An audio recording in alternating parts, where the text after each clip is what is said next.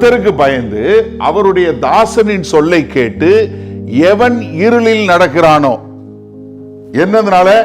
வெளிச்சம் இல்லாததுனால, தி options of light. சில சமயங்கள்ல கர்த்தர் வேணும்னு நம்மளை இப்படிப்பட்ட பாதையில அனுப்புவார். ஏன்னா உங்களுக்குள்ள என்ன இருக்குன்றது நீங்க தெரியணும், நீங்க எதை சார்ந்து வாழுகிறீங்கன்னு தெரியணும். ஏன்னா நம்ம வாழ்க்கையில சில நேரங்களில் இப்படிப்பட்ட காரியங்கள் நிச்சயமா நடைபெறும். கர்த்தர் நடத்துவாரு. ஏன்னா மிக தெளிவாக சொல்லக்கூடியது என்ன? கர்த்தருக்கு பயந்து அவருடைய தாசனின் சொல்லை கேட்டு எவன் ஒருவன் வெளிச்சம் இல்லாதனால இருளிலே நடக்கிறானோ அவன் என்ன செய்யணும்? கர்த்தருடைய நாமத்தை நம்பி இப்ப என்ன செய்யணும்?